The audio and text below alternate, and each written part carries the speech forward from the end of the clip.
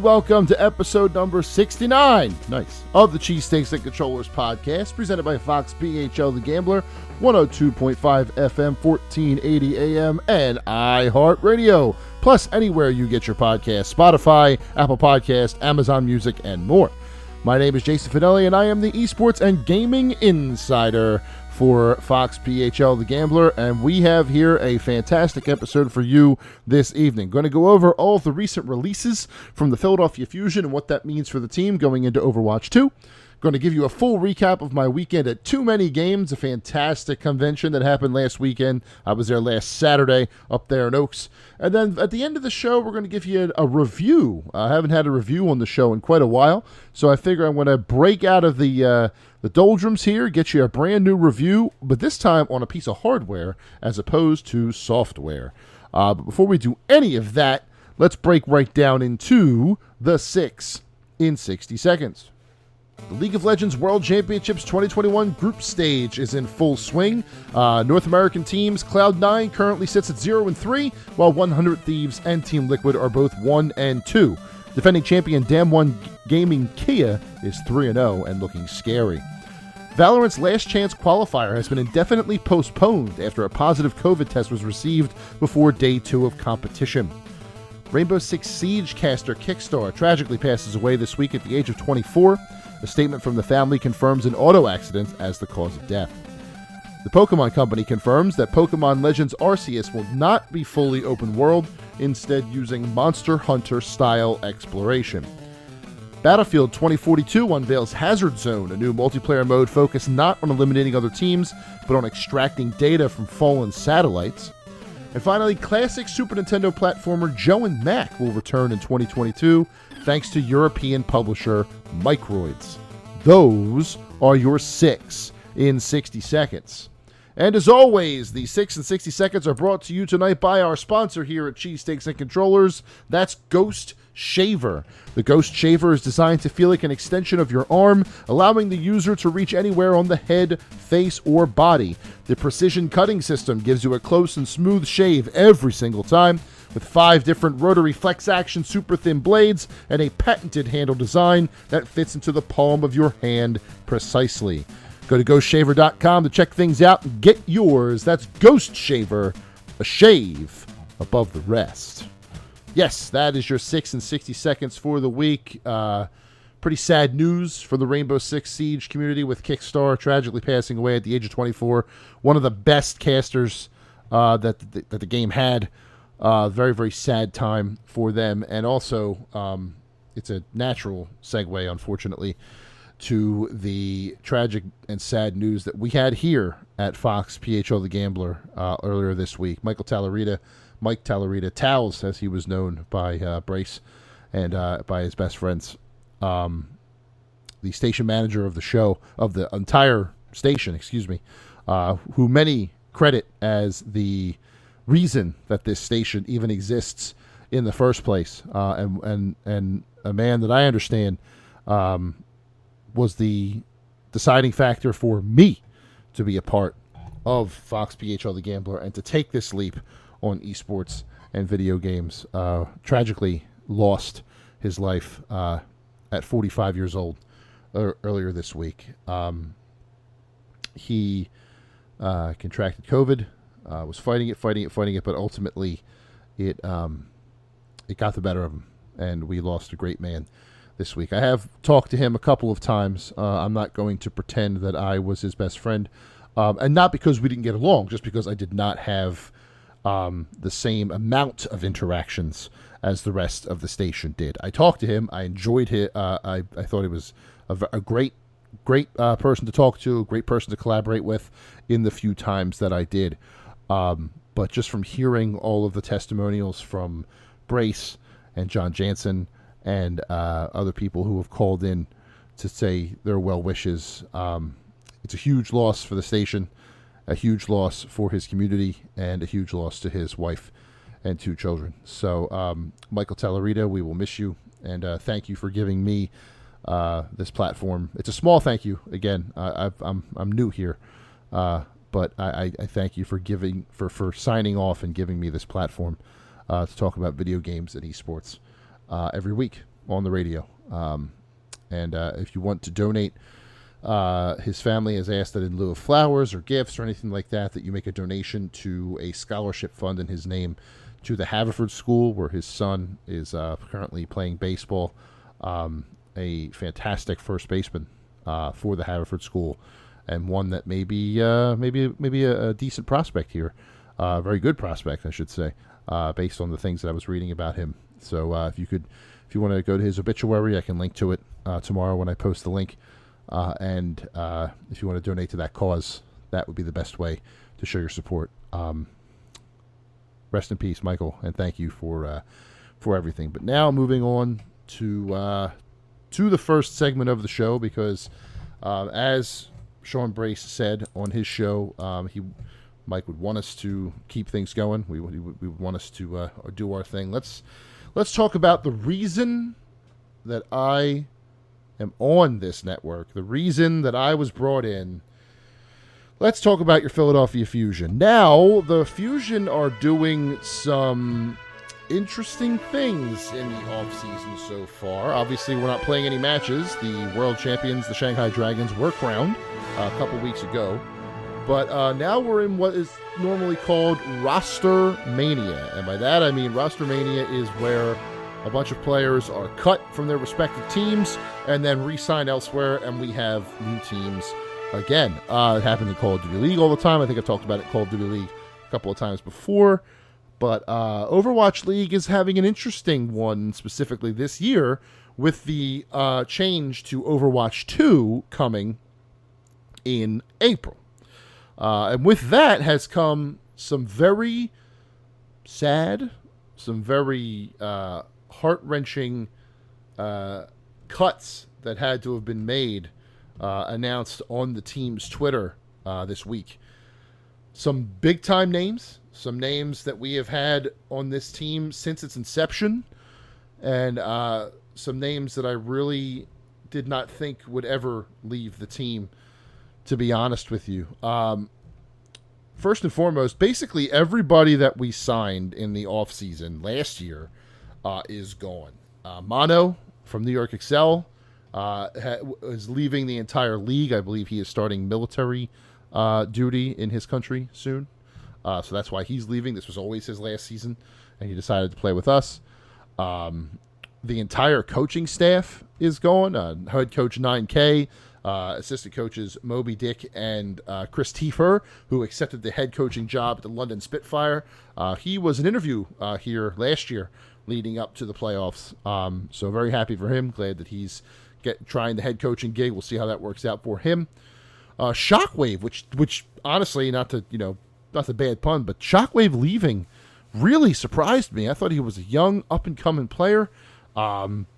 Really had a lot of prospects for him. We brought him in as a hot prospect from the Titans, and now it's a one and done. He's done. He's gone, and he's off to another team. I found that very interesting. Toby, I was not too shocked that he was leaving the Fusion because he really only played a couple of games until the rest of the team could come in.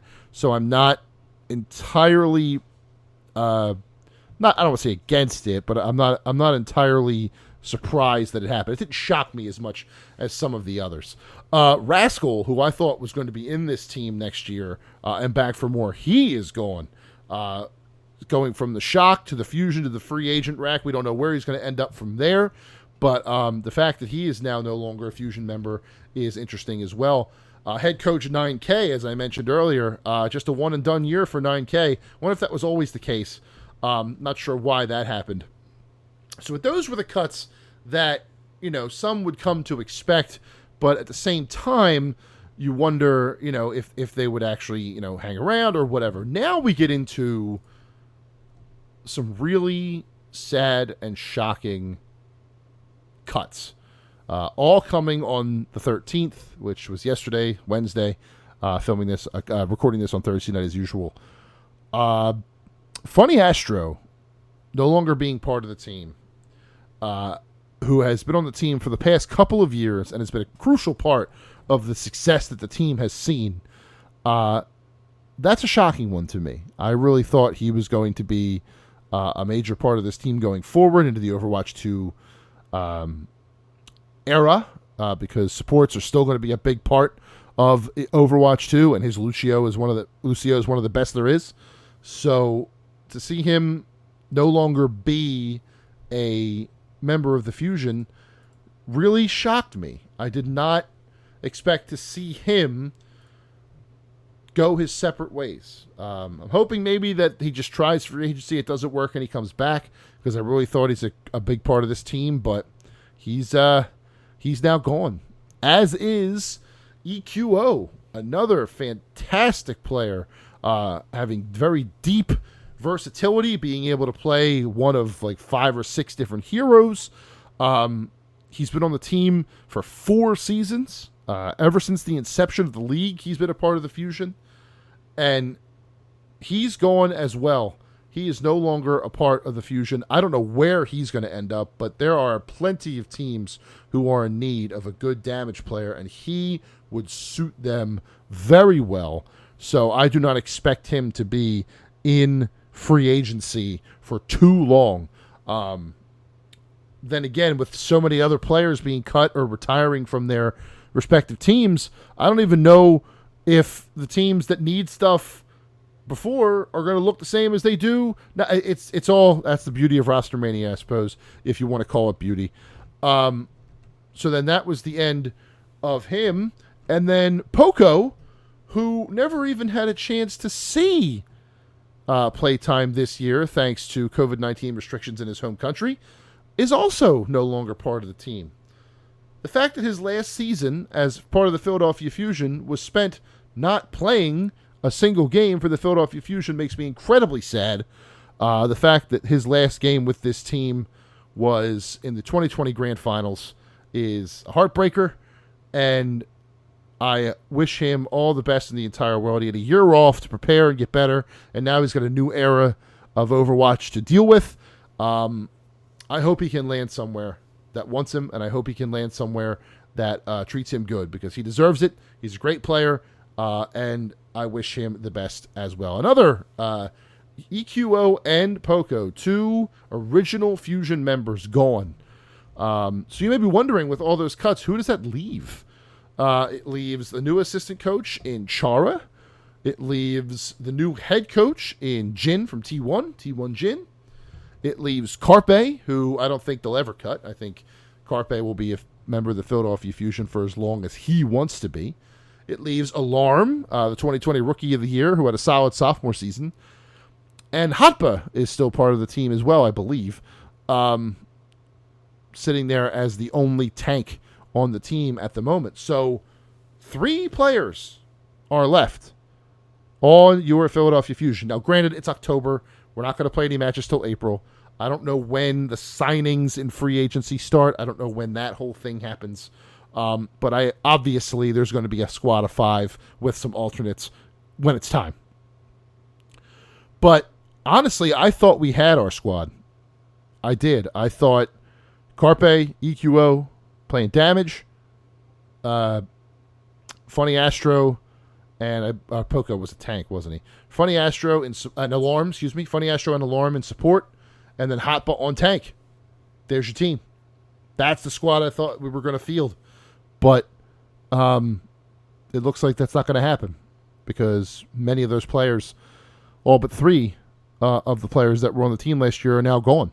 And now all we have to do is wait for free agency to start. So I don't know what you're planning, Philadelphia Fusion. I don't know what your plan is. I don't know what your deal is. I don't know what you think the next season is going to look like. I don't know what you think Overwatch 2 is going to look like. And I don't know if you know what even to expect coming next season, but I have to trust your judgment. I have to trust the judgment of the front office. I have to trust the judgment of Roston Yu, who makes these decisions. I imagine he already has ideas of who he wants to sign or bring in, people he's already thinking of. So I'm hoping that we'll hear about that news soon, and we'll have more exciting things to anticipate in the coming year. I do know that one of the players who is now in free agency is Philadelphia's own Super from San Francisco Shock. That would be fun to have Super come to his home team and play for a while, especially if they're going to play some games in America and not be totally in Korea next year. I would like that very much, because I would like to see the Fusion play live in 2022. I would like this pandemic thing to be over, and I would like for them to give me some live events, but we'll have to wait and see what happens there. So the Fusion are going to look radically different when they take the field next year. Take the digital pitch, as I like to call it. They are going to have basically a brand new team almost, with the exception of a few players. And honestly, it's hard to predict what's going to happen next year because of that. So all we can do is wait. I trust them. I believe in Philly power, but I would like to see some players be signed in the very near future. All right, welcome back to Cheesesteaks and Controllers, episode number 69. Moving right along here to our second topic of the day, and that is a recap of the weekend that was. Let's talk about TooManyGames 2021. Up there in the Oaks, Pennsylvania, Greater Philadelphia Expo Center, Hall A. The hall was bustling with activity the entire time I was there. Got there about 12:30, 1 o'clock on Saturday afternoon. Stayed the majority of the day, checking out everything that there was to look at inside TooManyGames. And I have to say, it was nice being back at a convention like that. So many people just there checking out games and watching some good wrestling, which I'll get into in a minute, and lining up to meet their favorite YouTubers and watch panels and stuff like that. Just a really, really cool day, a really, really cool event, and a good welcome back to conventions of the ilk. I will start with the vendors. There were a ton of vendors in that marketplace. I would say that the marketplace took up the majority, easily took up the majority of the convention. I think it was over 120 different tables is what they were saying was in attendance, which is pretty impressive, considering it's been a while since these conventions have happened, and there's been a weird surge in video game prices lately, and the fact that 120 vendors were there, able to be there selling their wares, was really, really cool. Now, obviously, I wasn't able to splurge as I would like to on certain things at TooManyGames, because some of the games I was finding were, how do we put this nicely, exorbitantly priced, kind of priced out of my range, to be fair. And all fairness to the vendors, they should, charge whatever they think they can get, but some of the things I was seeing was just very interesting. For example, back in when did that come out? 2017, I want to say. Might have been a little earlier than that. Metroid 2, Samus Returns, was remade for the Nintendo 3DS. When it came out, it had its own special limited edition 3DS. I believe it was orange with the Metroid logo on it. And there was also some companion amiibo statues that came out of Samus and of a Metroid, one of the, titular evil alien species from the Metroid franchise.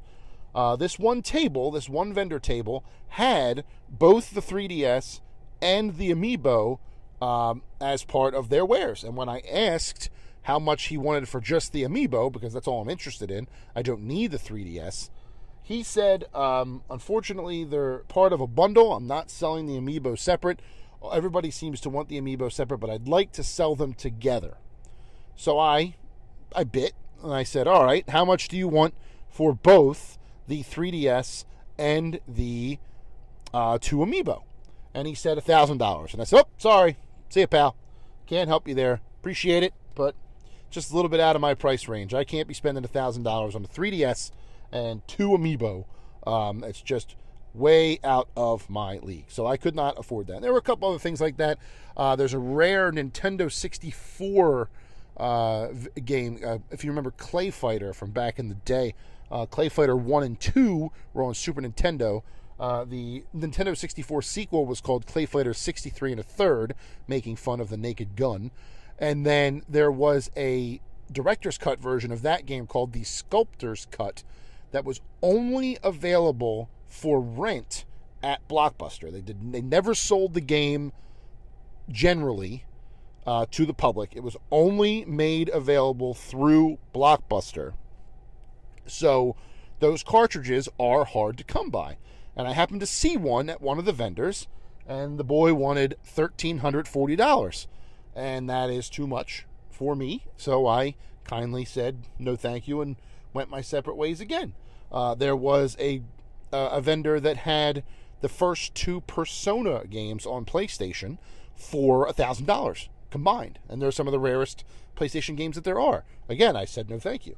The highest number I heard was for something that wasn't even at our show. It was at a different show. There was a vendor there. It was his first time at TooManyGames, but he is from the east side of New York. I think he said Lower East Side. And he was also at New York Comic Con, which was happening up in New York the same weekend, last weekend. He had a bunch of graded, sealed, in box, and also in the protector's case, video games. Like almost mint condition boxes. The peak of how you want these classic games to look from back for if you're keeping them up, right? And he told me, he said there's a bunch of different ways to tell, like if it was a first issue, or if it was Japanese or American and all this. And he showed me on his website a Castlevania, the original Castlevania on the original Nintendo from 1989, I want to say. I could be wrong about that. Could be 88 or 89. It's 88 or 89. And he said he had a sealed first run, and he could show you on the package how it's first run. It was rated 9.2 out of 10 by the official agency that rates them. Plus, it was sealed. It was in its box and all that stuff. And I asked him, I said, what are you going to ask for something like that? And his response was $1.125 million. And I thought, that is ambitious. Could probably get it, but good luck. It won't be coming from me. I don't have that much money. That's the kind of money I will never see in my life. But that is that's where the gaming, the rare retro gaming market is now. That they could get prices like that for these games. The man was telling me that the claim to fame for his store was that he had sold his store, or the guy who owns his store, had sold the Action Comics #1, the debut of Superman, a copy that was in mint condition, previously owned by Nicolas Cage for like $3.3 million or something like that. That's a story he was telling me. I would like to have him on the show to talk about that market and where things are right now and how prices have gotten so high. So look forward to that in the near future. That should be a pretty cool interview. But as for the rest of the show, the arcade section was awesome. They had so many cool games in there. You could just sit down and chill for a while. You could rent, quote-unquote, a console and take it to a TV and just, have some fun, play some video games for a little bit, get lost for a while. There was a DDR machine where people could play DDR. There was Guitar Hero going on where people could play Guitar Hero. Fighting games up and down in the old Japanese versus machines where they're staring at each other as opposed to playing next to the person. Saw some Capcom versus SNK 2. Saw some Marvel versus Capcom 2. I saw some Street Fighter 3 Third Strike. Very, very cool arcade section. Didn't really go into the panels all that much because there wasn't really any panels that I was really wanted to be into. I poked my head in a couple of times, and a couple of them seemed really full. The Scott the Woz panel specifically seemed like there was a lot going on there. Good for him. I hope he had the kind of crowd that he wants for these cons. I understand that the Angry Video Game Nerds crowd was very good as well. I tell you what I did see. I saw the voice of Mario, Charles Martinet. His line was out the door every single time I walked by, and he was signing and saying hello and posing with people and talking to them, and he just seemed like a total gentleman to every single person that came up to him. I unfortunately did not have time to get in that line. I would have liked to, but I just did not have the time. I had other things going on, and I wanted to make sure that I got to see everything that I wanted to cover at the show. But that was a very, very cool thing. And then finally, probably the biggest thing that I partook in, that's the way you say that word, is cosplay pro wrestling. Now, I had mentioned this a couple of times in the previews that it was something I had never heard of before, a pro wrestling league where everybody is dressed up and they come out to the names and music of who they are wearing. I didn't really even realize that part before I went in there. It happened to start at 1:30. I had just gotten there, so I went over to the ring. I will say that area got congested. I understand it's because they only had the one hall this year. Normally, Too Many Games is in June. It will be in June in 2022. June 24, 25, 26, I believe, are their dates. But they will have both halls when they're back in June. Because they had to switch to October, they had to give up Hall B. The choice was don't have a con or have a con and only have it in the one hall. They elected to have it in the one hall and just make it work, which they did for the most part. But Cosplay Pro Wrestling was definitely very popular. Made things a little congested in that corner. There were a couple vendors there who were suffering from that. The Retromania wrestling booth from the local RetroSoft crew was over there, which made sense. It was a wrestling game next to a wrestling ring. That's what you want. But at the same time, it made things a little congested in that area. That said, the show itself, the Cosplay Pro Wrestling show itself, very entertaining. I really enjoyed the action that I was seeing from these indie wrestlers. My favorite match that I saw has to be someone dressed as Liu Kang from Mortal Kombat wrestling someone dressed as Waluigi, a guy named Getty. This Waluigi was brilliant. He got the crowd started in a Bryan Danielson style yes chant, but instead of saying yes, yes, they said wah, wah for Waluigi. I was peeing myself. I was laughing so hard. Absolutely brilliant, brilliant use of the gimmick, brilliant use of the character, and brilliant use of putting him into a wrestling situation. Just some great stuff. But they had everything you really wanted from a wrestling show. They had some high flyers. The Spider-Man Black Panther tag team were a couple of really cool high flying with a really cool high flying stunts. They had a big old Haas fight. They had a guy being Balrog from Street Fighter taking on Little Mac from Punch Out. Some heavy hits in that match. Balrog specifically, his strikes, whoa boy, were on point. Didn't realize that was a last man standing match, so we had a couple, like 5 too many accounts to 10, but only getting to 9.5 before Little Max stayed down. Just a very cool environment. There was even some intergender matches going on that I did not expect. There was a great match between someone dressed as Tifa Lockhart, who I believe her name is Brittany Blake, taking on someone dressed as Deku from My Hero Academia. I will admit that my anime knowledge is not up to snuff, so I know he's the hero, but that's about all I know about Deku. That was a really cool match. Tifa specifically is a very promising young independent wrestler. I'm very excited to see more from her, and I may seek her out in other indie shows around the area because she was good. She was very, very good. But yeah, I mean, Cosplay Pro Wrestling is definitely something that I would like to check out again in the future. I don't know if they have other shows outside of cons. I understand they will be back at Too Many Games in June of 2022, assuming we can have that con, which I would be all about. I would love to see them again. Maybe get a seat this time as opposed to standing in the crowd. Not that there's anything wrong with standing in the crowd. It's just that I would have gotten there earlier and tried to grab a seat if I could, because standing at a wrestling show is, it's not great. If you can avoid it, I would suggest avoiding it. But if you can't, then, well, that's what happens. But all in all, for the circumstances that they were put under in the short amount of time that they had to do it, and with all of the uncertainty of not even knowing if they would have a convention until the doors opened, I thought Too Many Games 2021 was well done. I thought it was safe. Every single person I saw in there, with the exception of maybe definitely one, maybe two, were wearing masks. Everyone was protecting themselves. The booths were orderly, or at least the booths that I were at were orderly. Some booths had their wares, all over the place, but that's to be expected if you have a lot of stuff. But everything, you could take a look at it all. You could ask questions. Everyone was really friendly at the booths. No one was acting a fool or anything like that. Everything I saw from this show was awesome. Major congratulations to the TooManyGames team. The Shots, Ryan and Virginia, and Heather Truitt.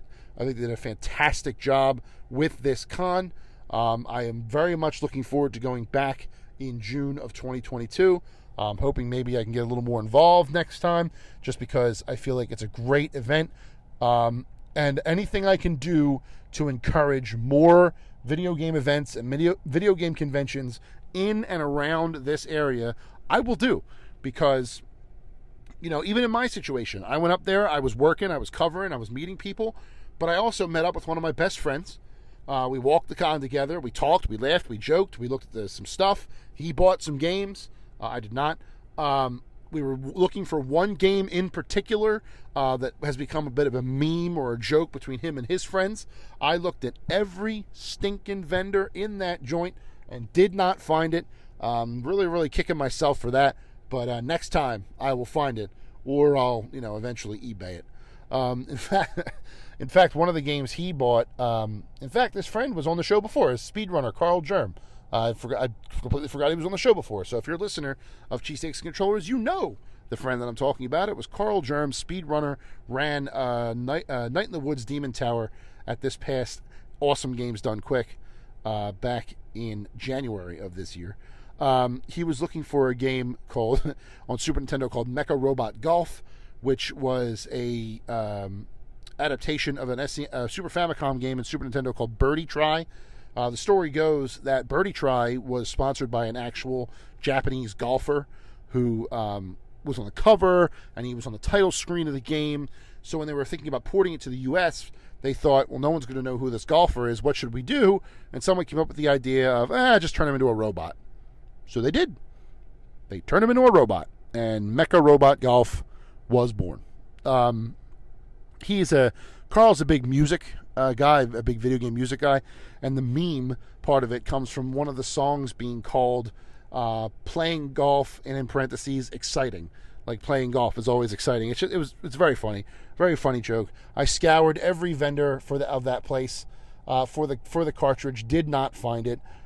His last hope was he had purchased a couple of games at a vendor, and then he had found one that was blank. It was a Super Famicom cartridge that did not have any label on it. Someone ripped the label off. He didn't know what game it was. So this vendor said, if you buy these three, I'll give you that one for free. I'm not going to be able to sell it.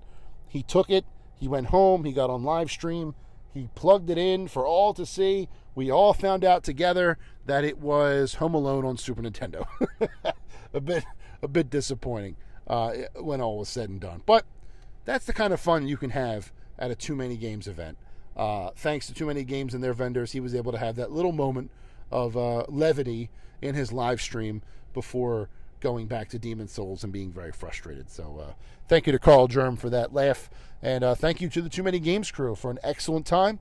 Looking forward to June when you're back at it again in full, when both of those conference halls are rocking and rolling, and TooManyGames is back to full strength as it deserves to be. All right, yes, finally tonight it is the final segment of Cheese, Steaks, and Controllers, and we are going to dust off a segment that we have not done in over a year, I believe is the last time I've done something like this.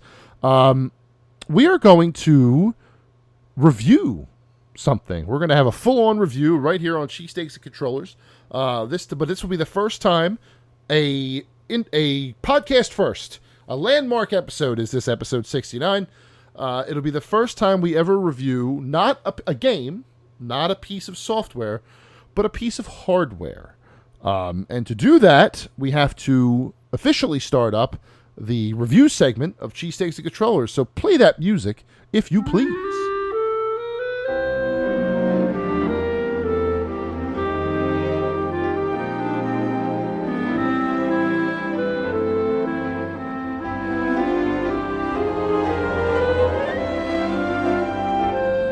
The critic music never gets old. One of the greatest animated shows of all time. Yes, folks, that's it. Welcome to Hot Off the Grill, the review segment of Cheesesteaks and Controllers, where I review a piece of tech and tell you if it is worth your hard or earned money or your very special time. Today we are reviewing the Arcade1Up Street Fighter II Big Blue arcade machine. One was kindly provided to me by Arcade1Up. Thank you, big ups to you for providing this for me. It is a near exact replica of the classic 90s Street Fighter II Champion Edition giant blue arcade machine. Now, it is not exactly to those same specs. It is not quite as big. It is very blue, but it is not quite as big. Unless you put it on its riser. When it's on its riser, it's more standard arcade size. But it is a interesting piece of technology. It's an interesting arcade machine. First of its kind in this household, that's for sure. Before we get into what's on the machine, I want to talk about what's in the machine. And by that I mean all of the parts that make it what it is. You have to put it together. That is one thing I do want to stress in this review. I want to spend a considerable amount of time on it. You put the machines together. If you buy an Arcade1Up machine, you have a 2 to 3 hour build time ahead of you. It's not difficult. The instructions do a fantastic job of walking you through the process with pictures, with diagrams. Actually, I don't think there's very little to no words at all. It's just you and the pictures and your tools. And off you go. And I am not a builder. I am not very handy. I'm not very hands-on with that sort of thing, by my own admission. But this was about a 3-hour job. Didn't really take me all that long. Did it on a Wednesday night, so I watched some AEW Dynamite. Thank you again to Evil Uno for coming on last week. And then, watched some YouTube as I built, and then that was the end of it. The hardest part, I would say, was like towards the middle, where you have to like lay it on one side and connect everything together before you pick it up. That got a little tricky, just because I had to maneuver around the machine and tighten a screw here, tighten a screw there. But otherwise, it was pretty straightforward. And again, I am not a handy person, so the fact that I was able to build this thing should tell you everything you need to know. Two big caveats, however, in a good way. These are good caveats. The board that creates that includes the screen and the fight sticks, like the buttons and the joysticks portion, both are pre-assembled. Those two items you do not have to assemble by yourself, which is good, because those take a little bit of electrician pedigree that I just simply do not have. So all I had to do was take those pre-made parts, plug in some plugs and some ports, again, which are easily diagrammed or clearly diagrammed in the directions, and then screw them into place, and they were set. No problems at all. Took me about 3 hours, and then it was turned on, and we were off to the races. Very, very cool machine. Very, very happy with it in the build process. Was not as complicated as I was expecting, was not as difficult as I had feared, and before I knew it, I was playing some classic arcade games. So, for build, I give it a solid 10 out of 10. So easy an idiot can do it, and I can prove that because I am an idiot. So moving on now to what's on the hardware, that on the console itself, excuse me. So there are 12 classic Capcom games on there from 6 different franchises. There are some stacks, there are some repeats, as you would expect. Obviously, Street Fighter II Champion Edition is on the machine, as it's the game advertised on the marquee of the Big Blue. That was the second iteration of Street Fighter II. So it was Street Fighter II proper, Street Fighter II Champion Edition, which is on this machine, Street Fighter II Dash Hyper Fighting, which is also on this machine, Super Street Fighter II, which is not on this machine, Super Street Fighter II Turbo, which is. So 3 of the Street Fighter IIs from the arcades are on here. Champion Edition, 2 Dash Hyper Fighting, and Super Turbo, which is the most popular one of all, if you ask me, are on the machine, and they work fantastically. Obviously, with this being a Street Fighter machine, you would expect the Street Fighter would be the best games on the console, and indeed they are. They run flawlessly. The playing through the arcades is awesome. Playing against another player is awesome. My daughter, Liv, likes to join me and beat me up. I will say, though, for her credit, and it just speaks to how easy this game is to first get into, her first match as Ryu, she threw a fireball, she threw a dragon punch, and she threw a hurricane kick in her first match. So she's picking it up. Makes me proud. Makes me a big proud dad. But Super Turbo, I think, is the best of the three, just because it's the best iteration of Street Fighter 2 at all, if you ask me. But Champion Edition and Hyper Fighting are still very good parts of the machine. Next three are the Darkstalkers trilogy. Darkstalkers, Night Warriors, Darkstalkers Revenge, which is the second one, and then Darkstalkers 3, aka Vampire Savior, which is the third one. And if you've ever played Darkstalkers, you know that they're going to work just as well on a fighting game machine as Street Fighter does. Obviously, they're different games. They have different formats, so your mileage may vary as far as the actual mechanics of the game, but the way it runs on this machine is very good. I like playing that game. I played all three of them, at least a little bit. I got to the end of the arcade in Vampire Savior. I played some versus matches in all three. They're different fighting games. They're definitely unique, but they're also very good. And they run very smoothly on this. No complaints about Darkstalkers at all on this one. The next one is a spin-off of Street Fighter, and that's Super Puzzle Fighter 2 Turbo. This one is fun, don't get me wrong, but I think, personally, I would have chosen Pocket Fighter over Super Puzzle Turbo. Reason being, Pocket Fighter is more of a fighting game. Yes, it's very silly. Yes, it's very over the top. Yes, it's very cartoonish. But to have Super Puzzle Fighter, which is a puzzler, a Tetris-style puzzler, next to these 6 fighting games, just makes you think about Pocket Fighter and how you wish it was on here too. I like Super Puzzle Fighter 2 Turbo. I like the way it plays on here. It's not my favorite game on the machine, but it is pretty good. I just would have liked to have had Pocket Fighter if I was choosing the games that are on here. No disrespect to Puzzle Turbo, just wasn't feeling it the times that I did play it. From there, we kind of branch off from the pure fighting games and the fighting game franchises a little bit. Saturday Night Slam Masters and Muscle Bomber Duo are on here as well. These are fighting games mixed with pro wrestling games, so it's not pure 2D. You have a little more mobility. There are a little more combinations you can do for big slams or big strikes. I've always had a soft spot for Saturday Night Slam Masters ever since the days of the Super Nintendo. Big fan of the wrestlers that they have in there and the parodies that they're making of actual wrestlers. The fact that Mike Hagar from Final Fight is in there is awesome. So they're fun games. The control scheme is definitely different from the Street Fighters and the Darkstalkers. So pay attention to those controller preview cards that they show before you start up a match. Does a good job of explaining to you the way the controls work. But yeah, Slam Masters is cool. Muscle Bomber Duo is the same game. You just play tag teams instead of singles. Awesome game there too. I like those games. I like Slam Masters a lot, and I'm glad they're included here. I think more people should play them. Next up, we had Knights of the Round, which is an old school side-scrolling like beat 'em up, Streets of Rage, Final Fight sort of game.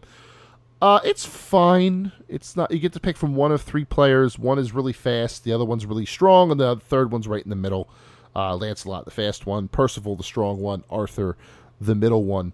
It doesn't really do much for me. Like it's just kind of there. It's a serviceable old school brawler. I like the different stages that are in. Some of the music is pretty good. Some of the backgrounds where there's like big battles fighting as you're going through are legitimately cool. But it's not, breaking my doors down, let's say. It's definitely an old school arcade style game. Where again, your mileage may vary. My mileage definitely varied. I got through about 3 stages and I was like, I'll come back to this, and I haven't come back to it yet. So that's one where I would say you might not get your money's worth there. Same with Eco Fighters. Now, Eco Fighters is not a game I'd ever played before. This one is a shmup, as they say. So you're in a car and you're shooting at all these different targets on the screen at once, and then you can get power-ups for more powerful weapons, and then it just fills the screen with bullets. Bullet hell is another name for the genre, where it's just bullets are all over the place, and that's fine. I don't mind that that's on here, but the weird thing is, to me, is the control scheme. So you have your gun, you have your ship and your gun that you can point in any direction. But the way that you point it in any direction is to use one button to turn it clockwise, the other button to turn it counterclockwise, and then the other button, and the third button is to shoot in a row. It's a weird control scheme because you're moving with the stick as you would expect, and then you're expected to turn the gun clockwise or counterclockwise while shooting. It's just uncomfortable. It makes me wonder if the original Eco Fighters cabinet had a different control scheme. It would make sense if it did, because the way the game controls does not really fit the control scheme of a Street Fighter 2. So that is one that I might not have included on this machine properly. Again, not a bad game, definitely fun, just not one that I would have included on the machine. And finally, there's Capcom Sports Club, which is great. It's got basketball, it's got soccer, it's got a couple other sports on there. It's a lot of fun. I did enjoy playing it, but man, is it super hard. That game will kick your butt 3 times to Sunday. I played one match, as I mentioned in my written review for Esports GG. I played one match of the soccer game where every time the computer shot the ball, they scored. Every time. How do you defend against that? My goalie was useless.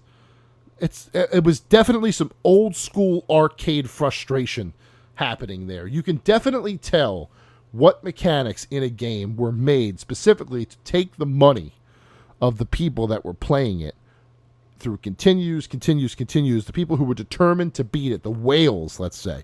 You could definitely tell where those little changes are, or those difficulty spikes are, that appealed to those people. Well, who am I kidding? I used to be one of those people. Those mechanics, while at the time seemed like a challenge when you had to put more money in to keep playing, now just seem like an annoyance. Because it's free play. There's no money on the line anymore. I don't have to put 25 or 50 cents into a machine in order to play it. I can play it to my heart's content just by pressing that white player 1 button. So there comes a point where those cheap old school tactics, like scoring a goal on every ball you kick, goes from, just a difficult arcade game to, why am I dealing with this? It just keeps asking me to make continues, but I'm not putting any money in. I'm just in this loop now. How do I get out of it? So, Sports Club kind of fell into that with the soccer game. The other games were okay, were fun. The soccer game in particular was very, very difficult. And I can't imagine that a lot of people are going to play that if they pick this machine up. So, all in all, if I had to rate the machine on a scale of 10, I'd probably put it at a solid 8.5. I think some of the game selections are strange. I would have taken an all fighting game approach here. The Street Fighters are fine. Maybe the entire Street Fighter collection. I know they already have a machine with that. But like the Street Fighters, your Darkstalkers, maybe the X-Men Children of the Atom and Marvel Superheroes games, just not the crossover games, just the ones that were just X-Men and just Marvel Superheroes. Stuff like that. More fighting games to focus on. Now, obviously, you can't mix brands. Like you can't put Mortal Kombat on a Street Fighter machine, for example. But I would have been more content, I think, or would have gotten a higher score, closer to that 9 or even that 10, if the entire lineup was fighting games like Street Fighter and Darkstalkers.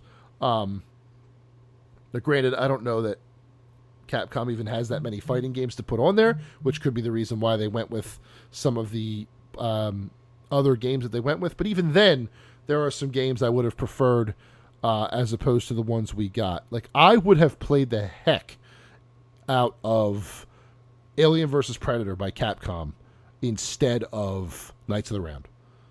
You know what I'm saying? Like there are other games that I would have chosen. And maybe they went for them and couldn't get the rights or what have you. I don't know.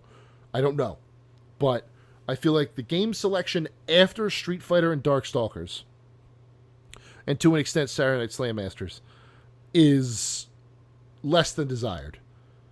There could have been other Capcom choices I would have made there in order to make it a complete package. Not to say that they're bad, not to say that they're not appreciated.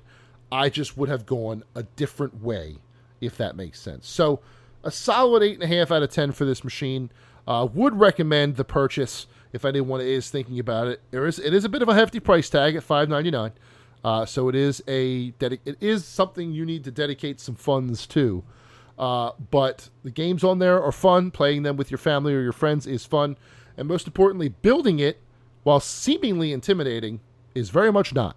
It's a fun little activity for yourself that ends up with you having an arcade machine in your house, which just gets cooler and cooler the more you think about it. So, very, very cool machine. Thank you, Arcade1Up, for providing it for me.